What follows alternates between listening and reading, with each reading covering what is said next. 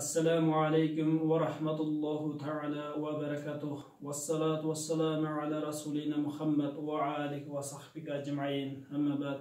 Hurmatly musulman bir tuğanlar, mına aldıda sahavalar sүйünü menen, kuvanu menen tosqon Ramazan ayı, oroz ayı geletap. Allah Taala bu aylarda жақсылықтарды күмөнсүз шексиз кабыл кылам деп айткан hadiste.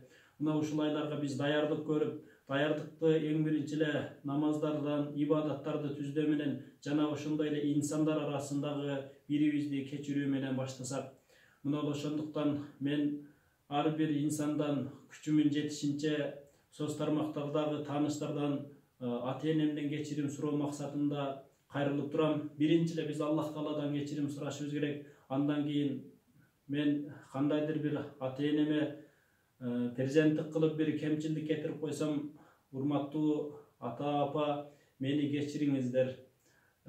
Ошондой эле классташ, курпалаш, менин айланамда жүргөн, чогуу иштеген кесиптештер кандайдыр бир кемчилик кылып, пендечилик кылып бир ар бир инсандын мүнөзү бир пейили бар экен. Мына ошол жаман пейилдерди, жаман мүнөздөрдү бир жокко санап, бирибизди кечирип, ушул айларда бир жакшы ниет менен баштасак, албетте баарыбыз кечиримдүү болсок, Аллах Таала сөзсүз бизди кечирет. Аллах Таала эгер бир эки адамды бейишке киргизмек болуп, эгер эки адам бири-бирин кечирбеген болсо, Аллах Таала алар бири-бирин кечирмей сайын бейишке киргизбейт экен. Мына ошондуктан биз бейишке кирүү үчүн баарыбыз бирибизди кечирип, жакшылыктар кабыл болуш үчүн бирибизди кечирип, коңшуларды кечирип, чогуу кесиптештерди, чогуу жүргөн досторду кечиришели. Мени дагы пендечилик кылып кетирген күнөөлөрүмдү Аллах Таала кечирип, жана сиздердин ортоңуздарда, менин ортомда кандайдыр бир кеткен катачылыктарды сиздер дагы кечириңиздер. Аллах ыраазылыгы үчүн мен сиздерден кечирим сураймын.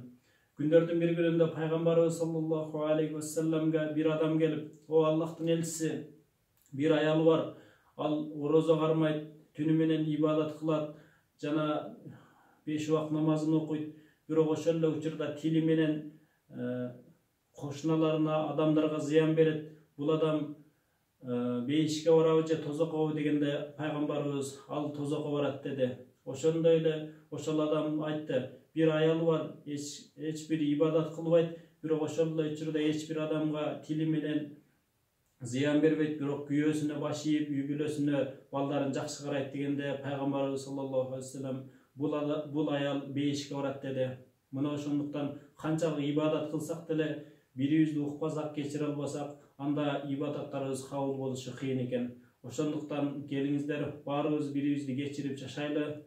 Мен дагы баарыңыздардан, жалпы Кыргызстандан мен кечирим сурамакмын. Ошондой эле бирибизди кечирип, албетте туура жолдо жүргөнгө аракет кылсак. Ассаламу алейкум ва рахматуллахи таала ва баракатух.